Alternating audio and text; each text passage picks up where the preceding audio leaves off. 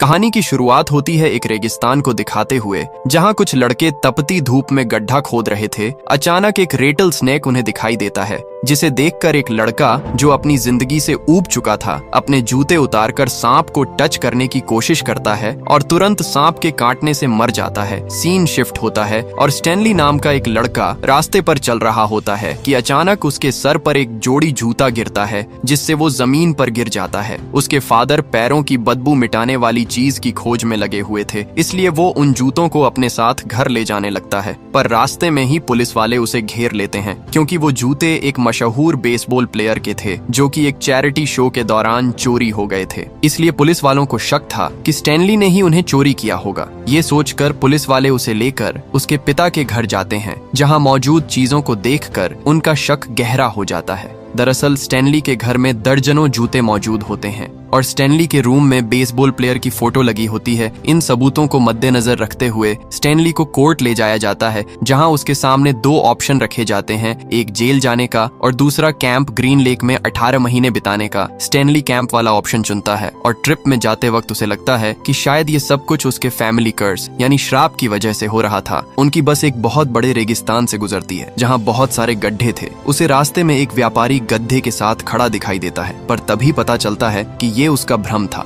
सफर खत्म होने पर वो एक छोटे से टाउन में पहुंचता है, जहां बहुत सारे लड़के जेल की यूनिफॉर्म पहने होते हैं। वहां स्टैनली वार्डन के राइट हैंड मिस्टर सर से मिलता है, जिसे स्टैनली का नाम फनी लगता है, जिस पर स्टैनली उसे बताता है कि उनका सरनेम पूर्वजों ने रखा था और अपने बच्चों को स्टैनली नाम से बुलाने की परंपरा भी उन्हीं ने शुरू की थी। लेकिन मिस्टर सर को उसकी बातों में कोई इंटरेस्ट नहीं होता है और वो उसे वहाँ के नियम और कानून समझाने लगता है, जिसके मुताबिक वहाँ पर ना तो कोई टाइम देखने के लिए घड़ी थी और ना ही आसपास कोई घेराव था। तो दूर दूर तक सिर्फ रेगिस्तान, जहाँ बूंद भर भी पानी नहीं था। और यही वजह थी कि कोई दीवार या कैद न होने के बावजूद भी कोई कैदी यहाँ से भागने की हिम्मत नहीं कर पाता था। बहरहाल स्टैनली को 2 जोड़े कपड़े दिए जाते हैं और साथ में एक फावड़ा दिया जाता है, जिससे स्टैनली को रोज एक 5 फीट गहरा गड्ढा खोदना होगा। उसकी गहराई नापने के लिए वो फावड़े का इस्तेमाल कर सकता है। वो गड्ढा खोदने में जितनी देर लगाएगा, उतनी ही देर उसे सूरज की धूप में तपना पड़ेगा। साथ ही उसे रेटल स्नेक और येलो स्पॉटेड लिजर्ड से भी बचना होगा, क्योंकि ये दोनों ही खतरनाक जानवर थे जो उसकी जान भी ले सकते थे। इसके बाद स्टैनली कैंप के काउंसलर डॉक्टर पांडेंस्की से मिलता है, जो उसे पूरे एरिया का चक्कर लगाकर बताता है कि वहाँ का रूल नंबर 1 ये है कि वार्डन को परेशान ना किया जाए, वरना नतीजे बहुत बुरे हो सकते हैं। इसके बाद वो उसे दूसरे लड़कों के पास ले जाता है, जो स्टैनली को उसके सोने की जगह दिखाते हैं। वहाँ पर मरे हुए बच्चे की उल्टियां के निशान थे। डॉक्टर सभी लड़कों को उनके असली नाम से पुकारता था, लेकिन वो लोग एक दूसरे को निकनेम से पुकारते थे, जो उन्हें वहाँ आने के बाद मिले थे। उनमें सबसे छोटे लड़के का नाम जीरो था, क्योंकि वो किसी से बात नहीं करता था। इसके बाद स्टैनली एक लड़के को उसके रियल नेम से पुकारते हुए पूछता है कि कैंटीन कहाँ है, जिस पर वो लड़का गुस्से में उसे पीछे धकेल देता है और याद दिलाता है कि उसे सिर्फ निकनेम से ही बुलाना है। कुछ देर बाद स्टैनली खाना खाने बैठता है, जिसमें सिर्फ बीन्स परोसे जाते हैं। इतने में एक्सरे नाम का लड़का उसके खाने का कुछ हिस्सा ले लेता है और कहता है कि मुझे ज्यादा खाना मिलना चाहिए, क्योंकि मैंने दिन भर काम किया है, जबकि तुमने तो आज कोई भी गड्ढा नहीं खोदा। इसके बाद सब लड़के स्टैनली से पूछते हैं कि वो यहाँ क्यों भेजा गया है, जिस पर स्टैनली उन्हें बताता है कि उसने मशहूर सेलिब्रिटी के जूते चुराए थे। ये सुनकर जीरो उससे पूछता है कि क्या उन जूतों में स्टार्स बने हुए थे, जिसके जवाब में स्टैनली हाँ कहता है। और तभी उसे याद आता है कि कोर्ट में ट्रायल के दौरान बेसबॉल प्लेयर ने सबको बताया था कि वो एक अनाथालय में पला बढ़ा था, इसी वजह से उसने वो जूते चैरिटी में दान किए थे। लेकिन स्टैनली एक फैक फैन था, जिसने अपने ही फेवरेट प्लेयर के जूते चुरा लिए थे। रात को सोते वक्त स्टैनली को याद आता है कि उसके ग्रैंडफादर ने कहा था कि उनके परिवार को एक श्राप मिला हुआ है। इसी वजह से उसके फादर स्टैनली थर्ड अपने इन्वेंशन में कभी सक्सेसफुल नहीं हो पाए। स्टैनली की किस्मत बहुत ही खराब रही। उसने स्टॉक मार्केट में बहुत पैसा कमाया था, लेकिन एक फेमस क्रिमिनल किसिंग केट के हाथों मारा गया था, जो अपने शिकार को मारने के बाद किस किया करती थी, जिससे उनके चेहरे पर उसकी लिपस्टिक के निशान रह जाते थे। लेकिन उसने स्टैनली के चेहरे पर किस नहीं किया था, बल्कि उसके खजाने को लूटकर उसे रेगिस्तान में तन्हा छोड़कर चली गई थी। अब सीन प्रेजेंट में आ जाता है, जहाँ सुबह होने से पहले ही लड़कों को जगा दिया जाता है, उन्हें नाश्ते में टोटियां खाने को मिलता है। उसके बाद काम पर जाने के लिए एक एक फावड़ा चुनने को कहा जाता है। पर जैसे ही स्टैनली एक फावड़ा चुनता है, एक्सरे उसके हाथ से फावड़ा छीन लेता है। तब उसे पता चलता है कि वो छोटा फावड़ा एक्सरे यूज किया करता था और अपनी जगह किसी और को लेने नहीं देता था। खैर, वे सब गड्ढा खोदने वाली जगह पर पहुंच जाते हैं और तभी मिस्टर सर स्टैनली को बताता है कि गड्ढा खोदते वक्त अगर तुम्हें कोई भी इंटरेस्टिंग चीज नजर आए तो तुरंत मुझे खबर कर देना। अगर वो चीज मुझे पसंद आ गई तो उस दिन के लिए तुम्हें काम से छुट्टी मिल जाएगी। इसके बाद वो उसे ये भी बताता है कि गड्ढा किसी खास मकसद के लिए नहीं खुदवाया जाता, बल्कि ये सब तुम लोगों को सुधारने के लिए किया जा रहा है। इसके बाद सभी लड़के काम में लग जाते हैं और अपने अपने गड्ढों से निकले हुए डस्ट को बाहर फेंकने लगते हैं, जो कभी कभी स्टैनली के गड्ढे में गिर जाता था। स्टैनली उन्हें ध्यान से काम करने को कहता है, जिस पर वो लोग उसका मजाक उड़ाते हैं। गड्ढा खोदते वक्त स्टैनली को एक बार फिर से अपने परिवार के श्राप का ख्याल आता है। उसके एक पूर्वज एलिया ने सुअरों के फार्म में काम किया था, जहां उसे अपने मालिक की बेटी मायरा से प्यार हो गया था। तब वो जरूनी नाम की एक भविष्य बताने वाली के पास गया और उससे पूछा कि लड़की का दिल जीतने के लिए उसे क्या करना होगा, जिसके जवाब में जरूनी ने उसे प्यार व्यार भूलकर अमेरिका जाने की सलाह दी, जहां उसका भविष्य सुधर सकता था। लेकिन एलिया ने हार नहीं मानी और मायरा के पिता से उसका हाथ मांग लिया। लेकिन वहां एक और बंदा था जो मायरा से शादी करना चाहता था। उसने मायरा के पिता को दहेज में ढेर सारे पिग दिए और बाजी जीत गया। एलिया दुखी होकर फिर से जिरोनी के पास गया। इस बार जिरोनी को उस पर दया आ गई और उसने एक ट्रिक बताई। उसने एलिया से कहा कि तुम्हें हर दिन एक छोटे से सुअर को पानी पिलाने के लिए पहाड़ पर ले जाना होगा और जब तक पिग पानी पिएगा तुम्हें वहीं रुककर गाना गाना होगा। इस तरह तुम भी मजबूत हो जाओगे और पिग भी काफी बड़ा हो जाएगा और एक बेहतरीन दहेज बनेगा। लेकिन पिग को पानी पिलाने के बाद मुझे भी पहाड़ पर ले जाकर पानी पिलाना होगा। अगर तुमने ऐसा नहीं किया तो तुम पर और तुम्हारी आने वाली पीढ़ियों पर एक श्राप लगेगा। एलिया खुशी खुशी मान गया और रोजाना ऐसा ही करने लगा। जब एक दिन पिग काफी बड़ा हो गया तो वो उसे लेकर अपने होने वाले ससुर के पास गया और उसे दहेज में दे दिया। लेकिन मायरा काफी कंफ्यूज थी और फैसला नहीं ले पा रही थी कि वो किससे शादी करें। इसलिए उसने एक गेसिंग गेम के जरिए अपने पति को चुनने का इरादा जाहिर किया, जिस पर एलिया बहुत नाराज हो गया और उसने फैसला किया कि अब वो शादी नहीं करेगा और जिरोनी की सलाह के मुताबिक अमेरिका जाकर अपनी किस्मत बनाएगा। लेकिन बदकिस्मती से वो उस दिन जिरोनी को पानी पिलाना भूल गया और उससे मिले बिना ही वहां से निकल गया, जिस पर जिरोनी ने उसके खानदान को शाप दे दिया। अब सीन प्रेजेंट में आ जाता है, जहां मिस्टर सर गड्ढों के पास अपना ट्रक लेकर आते हैं ताकि लड़के लोग अपनी पानी की बोतल भर सकें। और तभी लड़के स्टैनली के हाथ में हुए पहले छाले को देखकर उसे चिढ़ाते हैं। आज सबसे पहले जीरो का काम खत्म हुआ था। वो सबसे फास्ट गड्ढा खोदता था। आखिर में जब स्टैनली का काम खत्म होता है तो कोई भी बाहर निकलने में उसकी हेल्प नहीं करता और उसे खुद ही बाहर निकलने का हुनर भी सीखना पड़ता है। जब वो वापस टाउन में आ जाता है तो देखता है कि मिस्टर सर उस पर बंदूक ताने खड़े हैं, पर असल में वो एक येलो स्पॉटेड लिजर्ड पर निशाना लगा रहे थे। उनका निशाना चूक जाता है और लिजर्ड जंप मारकर स्टैनली पर अटैक करने जाती है। लेकिन तभी मिस्टर सर दोबारा गोली चलाते हैं और इस बार लिजर्ड मर जाती है। दिन बीतने लगते हैं और धीरे धीरे स्टैनली वहाँ की जिंदगी का आदी हो जाता है। वो रोज सुबह जल्दी उठता है, नाश्ते में वही बीन्स खाता है और उसके बाद काम पर चला जाता है, जहाँ दिन भर गड्ढे खोदते हुए उसके हाथों में और ज्यादा फफोले पड़ने लगते हैं। कई बार खतरनाक जानवरों से उसका सामना भी होता है, तो कभी बाथरूम में शावर काम नहीं करता। इन सब परेशानियों के अलावा दूसरे लड़के भी उसे परेशान करते रहते हैं, उसका मजाक उड़ाते हैं और उसे सोफ्टी कहकर चिढ़ाते हैं। स्टैनली उनसे उलझकर अपनी मुसीबतें बढ़ाना नहीं चाहता था, इसलिए शांत रह जाता है। और जब वो अपनी मोम को खत लिखता है तो उसे बताता है कि वो वहाँ बहुत इंजॉय कर रहा है और वो एक नॉर्मल समर कैंप की तरह बहुत ही बढ़िया जगह है। एक दिन शाम को गड्ढा खोदते हुए स्टैनली को एक फॉसिल मिलता है, जिसे वो पेंडास्की के पास लाता है। लेकिन डॉक्टर कहता है कि वार्डन को फॉसिल से कोई मतलब नहीं है। फिर वो उसे बताता है कि इस एरिया में कभी झील हुआ करती थी और इसके चारों तरफ फैली हुई जमीन वार्डन के ग्रैंडफादर की थी। और इसी के साथ कहानी फ्लैशबैक में चली जाती है, जहां दिखाया जाता है कि वो एरिया कभी हरा भरा और खुशहाल हुआ करता था, जहां सैम नाम का एक व्यापारी अपनी गाड़ी में प्याज बेचने के लिए अक्सर आया करता था। उसकी गाड़ी को गधे खींचते थे। वो दावा करता था कि उसके प्याज जानलेवा बीमारियों का इलाज कर सकते हैं और खतरनाक छिपकलियों से भी बचा सकते हैं। सैम को वहाँ की एक लोकल टीचर कैथरीन पर क्रश था, जिसके लिए वो प्याज से बना एक खास किस्म का नाश्ता लाया करता था, जिसके बदले में वो उसे जार भरकर पीच दिया करती थी। टाउन के सभी मर्दों को कैथरीन पसंद थी और कैथरीन का सैम को इतनी इम्पोर्टेंस देना उन्हें बिल्कुल पसंद नहीं था। एक दिन बारिश के कारण स्कूल की छत टपकने लगती है और कैथरीन बच्चों को वापस घर भेज देती है। तभी सैम छत ठीक करने में उसकी हेल्प करता है। इससे सैम को उसके साथ काफी वक्त बिताने को मिलता है। इस बात से खुश होकर वो स्कूल के दूसरे हिस्से भी रिपेयर करने लगता है। तभी वो नोटिस करता है कि शाम को बड़ों की क्लास में बहुत सारे स्टूडेंट कैथरीन को ताने मार रहे हैं, जिनमें से एक वार्डन का ग्रैंडफादर वॉकर भी था, जो कैथरीन को बाहर मिलने के लिए बुलाता है। लेकिन कैथरीन मना कर देती है, जिससे वो काफी नाराज हो जाता है। देखते ही देखते स्कूल की बिल्डिंग बहुत खूबसूरत बन जाती है, पर सैम का गधा कहीं खो जाता है, इसलिए वो एक बोट खरीद लेता है। एक दिन बारिश के दोपहर में सैम और कैथरीन एक दूसरे को किस कर रहे होते हैं और तभी वॉकर उन्हें देख लेता है और पूरे टाउन में ये खबर फैला देता है। थोड़ी ही देर में सारे गांव वाले इकट्ठा हो जाते हैं और सजा के तौर पर स्कूल को जला देते हैं। कैथरीन दौड़ती हुई पुलिस के पास जाती है, जो उस वक्त नशे में धुत था। वो कैथरीन को किस देने के लिए कहता है। कैथरीन उसे धक्का देकर दूर कर देती है, जिस पर वो उसे धमकाता है कि अलग जाति वालों से रिलेशनशिप रखना गैर कानूनी है, इसके लिए सैम पर मुकदमा चलेगा। कैथरीन डर जाती है और सैम को वार्न करने के लिए दौड़ती हुई उसके पास जाने लगती है, पर तब तक देर हो चुकी थी, क्योंकि गांव वालों ने बोट में बैठे सैम को गोली मारकर खत्म कर दिया था। कुछ देर बाद कैथरीन वापस आती है और पुलिस को गोली मारकर खत्म कर देती है।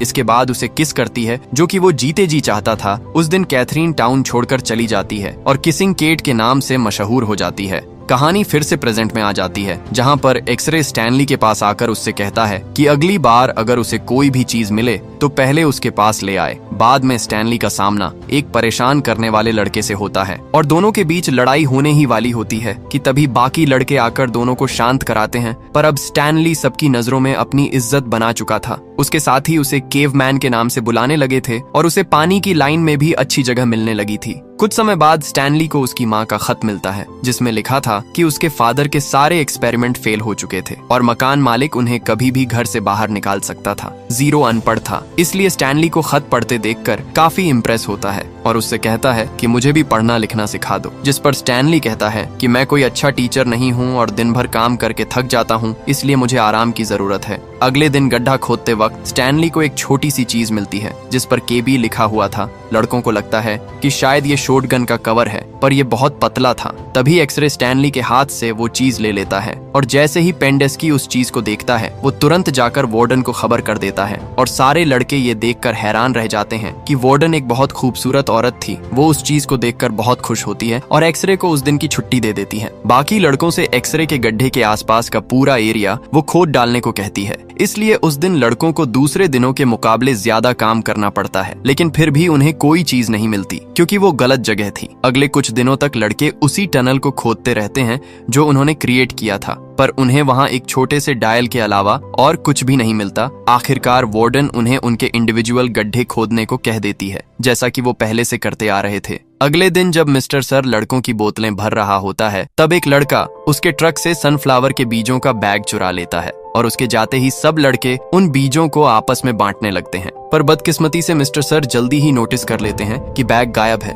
और वो ट्रक मोड़कर वापस वहां आ जाते हैं। लड़के जल्दी जल्दी बीजों को छुपाने लगते हैं और तभी गलती से वो बैग स्टैनली के पैरों पर गिर जाता है। इसलिए वो बैग को रेत के अंदर छुपाने की पूरी कोशिश करता है, लेकिन फिर भी मिस्टर सर बैग को देख लेता है और तब अपने दोस्त को बचाने के लिए स्टैनली झूठ बोल देता है कि ये चोरी मैंने खुद किया है। ये देखकर सब लड़के शॉक्ड रह जाते हैं। इसके बाद मिस्टर सर स्टैनली को सजा देने के लिए वार्डन के पास लेकर आता है। उसके ऑफिस के अंदर किसिंग केट के बहुत सारे पोस्टर लगे हुए थे। अभी वो उन पोस्टर्स को देख ही रहा था कि तभी वार्डन उसे अपने नेल पॉलिश दिखाने लगती है, जिसे उसने रेटल स्नेक के जहर से बनाया था। अपने नाखूनों पर नेल पॉलिश लगाने के बाद वार्डन मिस्टर सर को थप्पड़ मारती है, क्योंकि उसने सनफ्लावर सीड्स जैसी मामूली चीज के लिए स्टैनली का गड्ढा खोदना रुकवा दिया था। इसके बाद वो स्टैनली को वापस काम पर भेज देती है और जब वो खुदाई करने वाले एरिया में वापस आता है तो सभी लड़के उसे हीरो की तरह ट्रीट करते हैं। स्टैनली देखता है कि जीरो ने उसके हिस्से का गड्ढा भी खोद दिया है। इससे खुश होकर वो उसे पढ़ाने के लिए तैयार हो जाता है। अगली बार जब मिस्टर सर आता है तो वो लोग देखते हैं कि उसके चेहरे पर 2 खतरनाक निशान थे, जो वार्डन की नेल्स से बने थे। मिस्टर सर स्टैनली से इतना नाराज था कि वो उसको खाना पानी तक नहीं देता। स्टैनली पूरे दिन काम करता है, लेकिन जब वो थोड़ा पानी मांगता भी है तो वो उसे पानी तक नहीं देता। उस दिन काम करते करते स्टैनली सब कुछ सोचता रहता है। वो वार्डन के व्यवहार, ऑफिस में लगी किसिंग कैट की पोस्टर और उसके द्वारा मिली चीज को याद करता है और समझ जाता है कि वो चीज शायद किसिंग कैट की लिपस्टिक हो सकती है। और वार्डन सजावट और शौक के प्रति बहुत ज्यादा इंटरेस्ट थी। इसलिए उसके लिए वो चीज बहुत कीमती लगती थी। फ्लैशबैक में दिखाया जाता है कि जब किसिंग कैट बड़ी गैंगस्टर बन गई थी तो वो सिर्फ उन्हीं लोगों को मारती थी जिन्होंने सैम को मारा और उसके घर और स्कूल को आग लगाकर तबाह किया था। इसके बाद केट खजाने लूटना शुरू कर देती है और स्टैनली के वंश में जो फर्स्ट स्टैनली था, केट उससे भी खजाना लूटती है और उसे मारकर वहीं दफना देती है, वहीं जहां वर्तमान में ये जेल है। जब केट उस समय उस जगह पर आराम कर रही थी, ठीक उसी समय वॉकर और उसकी पत्नी वहां पहुंचते हैं। वे दोनों केट की तरफ बंदूक ताने खड़े होते हैं और उसके पास से उसका खजाना लेना चाहते थे। वे पैसे के लिए पागल हो चुके थे क्योंकि सैम की मौत के कई साल बीत चुके थे और वॉकर ने शादी कर नई जिंदगी भी शुरू कर ली थी। लेकिन सैम की मौत के बाद धीरे धीरे उनका पूरा शहर तबाह हो गया। यहाँ की नदी का पानी सूख गया और ये जगह रेगिस्तान बन गई। केट चाहे तो उन्हें तुरंत मार सकती थी, लेकिन उसने उन्हें इतना आसान नहीं मारा, बल्कि अलग तरीके से कष्ट देकर मारना चाहा। इसलिए उसने एक जहरीली झिंझी को अपने हाथ पर काटने दिया, जिससे वहीं उनकी मौत हो गई। केट ने ये सब इसलिए किया ताकि वॉकर कभी भी उसके खजाने का पता ना लगा सके और वो और उसके पूरे वंश को ये खजाने खोजते खोजते मौत तक पहुंच जाए। साथ ही खजाना ना मिलने की वजह से वॉकर पैसों की कमी में मर जाएगा। यही उनके लिए सबसे बड़ी सजा थी और वर्तमान में इस जेल का वार्डन वॉकर का वंशज था।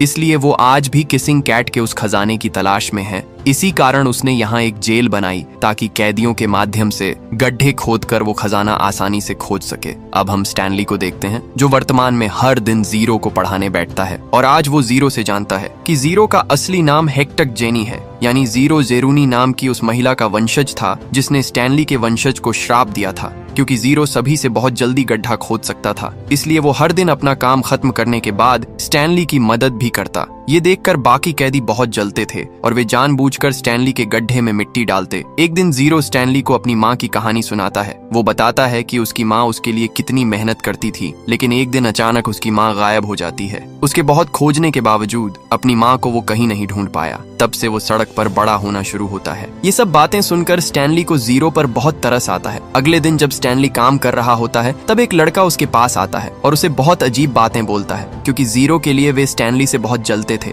लेकिन इस बार स्टैनली भी विरोध करना शुरू कर देता है। उसी समय वहाँ डॉक्टर पेंडस्की आते हैं और दोनों को लड़ने के लिए उकसाने लगते हैं। इसके कारण उनके बीच लड़ाई शुरू हो जाती है। वे एक दूसरे को बहुत जोर से मार रहे थे, लेकिन एक समय पर वो लड़का स्टैनली को बहुत मार रहा था। ये देखकर जीरो स्टैनली की मदद करने आता है। वो उस लड़के को इस तरह मारता है कि वो लगभग मर ही जाता, लेकिन उसी समय डॉक्टर पेंडस्की वहाँ एक गोली मारते हैं और उनकी लड़ाई को रोक देते हैं। इतनी बड़ी लड़ाई की खबर पाकर वार्डन तुरंत वहाँ पहुँचते हैं और सभी से लड़ाई का कारण पूछते हैं। सभी तब स्टैनली के खिलाफ शिकायत करते हैं कि स्टैनली आधा गड्ढा खुद खोदता है और जीरो के माध्यम से बाकी काम करवाता है। लेकिन स्टैनली तब उन्हें बताता है कि इसके बदले में वो जीरो की मदद करता है, वो उसे पढ़ाई सिखाता है। ये सुनकर डॉक्टर पेंडस्की जोर जोर से हंसते हैं और जीरो को गधा, मूर्ख जैसी शब्दों में बात करने लगते हैं। जीरो को ये बहुत बुरा लगता है। वो गुस्से में डॉक्टर पेंडस्की पर कुदाल से हमला करता है और वहाँ से भाग जाता है। मिस्टर सर तब जीरो को पकड़ने के लिए दौड़ते हैं, लेकिन वार्डन उन्हें रोकते हैं। वो कहते हैं कि जीरो जहाँ चाहे वहाँ चला जाए, क्योंकि अगर वो खो भी जाए तो उसकी तलाश लेने वाला कोई नहीं है। साथ ही जेल से उसका पूरा डाटा डिलीट कर दिया जाएगा। फाइल ऐसी तैयार की जाएगी जैसे जीरो यहाँ कभी था ही नहीं। उस रात स्टैनली को जीरो की बहुत चिंता होती है, क्योंकि सभी मिलकर चर्चा कर रहे थे कि इस भयानक रेगिस्तान में जीरो कैसे सुरक्षित रह सका है। लेकिन उसी समय स्टैनली को याद आता है कि उसके वंश का फर्स्ट स्टैनली जब किसिंग कैट ने लूट लिया था, तब वो इस रेगिस्तान में फंस गया था और लगभग 16 दिन तक जीवित रहा, क्योंकि उसे यहाँ रहने के लिए कोई जगह मिली थी। यदि जीरो को भी ऐसी कोई जगह मिल जाए तो ये रेगिस्तान में कहाँ है ये कोई नहीं जानता और स्टैनली फर्स्ट किसी को ये बात नहीं बता सकता था, क्योंकि जब तक सभी उसे खोजने में सफल हुए तब तक उसका मानसिक संतुलन बिगड़ चुका था। अगले दिन उसी जेल में जीरो के उम्र के एक और लड़का आता है जो बहुत शरारती था और हमेशा स्टैनली को परेशान करता था। इस बीच स्टैनली ने जीरो को खोजने का प्लान बनाया था। उस दिन जब मिस्टर सर सभी को पानी दे रहे थे, तब स्टैनली मौका पाकर मिस्टर सर की गाड़ी लेकर भागने लगता है, लेकिन वो उसे धक्का देकर एक गड्ढे में गिरा देता है। इससे स्टैनली का ध्यान भटक जाता है और उसकी गाड़ी भी गड्ढे में गिर जाती है। फिर भी स्टैनली हार नहीं मानता। वो दौड़कर वहां से भागने लगता है और स्टैनली को भागते देख सभी कैदी वहां चिल्लाने लगते हैं। वे सभी आज स्टैनली की सराहना कर रहे थे। जब वार्डन को ये खबर मिलती है तो वो कहती हैं कि 2 हफ्तों बाद ये बात उनके फैमिली को बताई जाएगी। दूसरी तरफ स्टैनली धूप में आगे बढ़ रहा था और ठीक उसी समय उसे वहाँ एक बोट दिखाई देती है। ये बोट सैम की थी, लेकिन नदी के सूख जाने के कारण ये अपर्याप्त अवस्था में पड़ी थी। और इसी बोट के नीचे कल से जीरो आश्रय ले रहा था। जीरो स्टैनली को देखकर बहुत खुश होता है कि वो उसे खोजने आया है, लेकिन दोनों को अब बहुत भूख लगी थी। फिर वे बोट में खोजबीन करते हैं और वहाँ कई पीच के डिब्बे पाते हैं जो केट ने सैम को दिए थे। सालों बाद भी ये खराब नहीं हुए थे, इसलिए वे दोनों इन्हीं बीज को खाकर अपनी भूख मिटाते हैं। इसी दौरान स्टैनली की नजर एक पहाड़ पर पड़ती है जिस पर एक अंगुली के निशान जैसे चिन्ह थे। स्टैनली पास से देखता है और समझता है कि शायद यही जगह है जहां फर्स्ट स्टैनली ने आश्रय लिया था। वे दोनों आश्रय पाने के लिए उस पहाड़ पर चढ़ना शुरू करते हैं। ये एक बहुत कठिन काम था। चढ़ते समय स्टैनली कई बार गिरने लगता है, लेकिन जीरो अपनी कुदाल की मदद से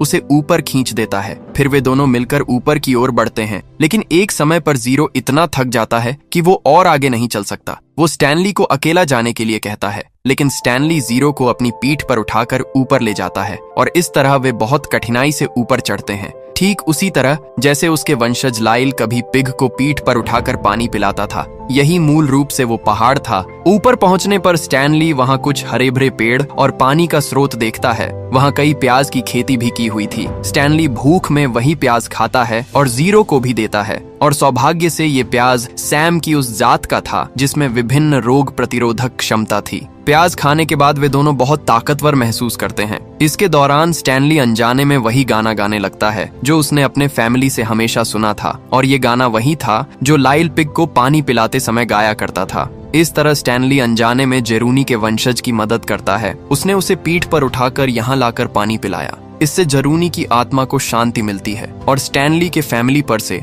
उसका श्राप उठ जाता है। साथ ही स्टैनली के पिता अपनी रिसर्च में सफल हो जाते हैं। वे प्याज और बीज के संयोजन से ऐसा स्प्रे बना देते हैं जो सचमुच जूतों की बदबू दूर करने में सक्षम था। इससे उनका पूरा फैमिली खुशी में नाचने लगता है। इसी बीच जीरो स्टैनली को बताता है कि जिसे जूतों के लिए यहाँ लाया गया था वे जूते उसने चुरा लिए थे। असल में जीरो को उस समय एक जोड़ी जूतों की बहुत जरूरत थी। वो जिस अनाथालय में रहता था वहाँ उस खिलाड़ी ने ये जूते दान किए थे, लेकिन जीरो को ये नहीं पता था कि ये जूते इतने पॉपुलर हैं। इसलिए जब पुलिस जूते चुराने वाले को ढूंढ रही थी तब डर कर उसने जूतों को एक पुल से नीचे फेंक दिया। लेकिन अगले ही दिन जीरो एक और जोड़ी जूते चुराने गया और पकड़ा गया। ये सब बातें सुनकर स्टैनली हंसता है और कहता है कि ये सब तो उनका भाग्य था, इसलिए पुरानी बातें सोचने का कोई फायदा नहीं। दूसरी तरफ उसी दिन स्टैनली का वकील यहाँ जेल आता है क्योंकि पुलिस पहले ही प्रमाण पा चुकी थी कि स्टैनली असल में निर्दोष है, लेकिन वार्डन यहाँ विभिन्न बहानों से उसे जाने के लिए कहता है। फिर भी वकील साफ साफ कहता है कि अगली बार वो हाई कोर्ट के ऑफिसर को लेकर आएगा। इसी बीच स्टैनली और जीरो थोड़ी देर आराम करते हैं, फिर दौड़ते दौड़ते उस जगह पहुंचते हैं जहां स्टैनली को किसिंग कैट की लिपस्टिक का एक कवर मिला था, क्योंकि वहां शायद किसिंग कैट का कोई खजाना हो सकता है। वे दोनों मिलकर पूरी रात उस गड्ढे को खोदते हैं और एक समय पर वे मिट्टी में गहराई तक एक संदूक पाते हैं जिसमें किसिंग कैट का सारा खजाना छुपा था। लेकिन ठीक उसी समय वहां आवाज सुनकर वार्डन और मिस्टर सर आ जाते हैं, लेकिन उनके यहाँ कुछ करने से पहले कई विषैले कीड़े और टिटिकियां स्टैनली और जीरो को घेर लेती हैं। यहाँ तक कि संदूक को भी घेर लिया था। ऐसा लगता है जैसे वे उनकी सुरक्षा कर रहे हों। ये देखकर वार्डन प्रतीक्षा करता है कि जल्द ही ये कीड़े उन्हें मार देंगे और खजाना उनके लिए हो जाएगा। फिर एक फ्लैशबैक दिखाया जाता है जब वार्डन के दादा इस खजाने की तलाश में थे, तब उन्होंने छुट्टी के दिन वार्डन को गड्ढा खुदवाया। सुबह होते ही ये देखा जाता है कि वे कीड़े दोनों को कोई नुकसान नहीं पहुंचा पाते। उसी समय स्टैनली का वकील कई ऑफिसर के साथ वहां पहुंचता है। वार्डन जीरो और स्टैनली के खिलाफ झूठी कहानी बनाना शुरू करता है। वो कहता है कि ये दोनों उसके ऑफिस से संदूक चोरी करके लाए थे, लेकिन जीरो सभी को संदूक पर लिखे स्टैनली का नाम दिखाता है, क्योंकि इस खजाने का असली मालिक स्टैनली का वंशज था। केट ने इसे उनसे लूट लिया था। इससे दोनों यहाँ निर्दोष साबित हो जाते हैं। फिर वकील संदूक को अपनी गाड़ी में रखता है और जब भी वो स्टैनली को ले जाने वाला होता है, स्टैनली कहता है कि वो जीरो को कहीं नहीं छोड़ने देगा। वहाँ के ऑफिसर जीरो की फाइल देखना चाहते हैं कि उसकी सजा कितनी बाकी है, लेकिन उन्होंने पहले ही जीरो की सारी फाइलें नष्ट कर दी थी। ऑफिसर ने बाकी पुलिस को यहाँ की जांच करने के लिए कहा।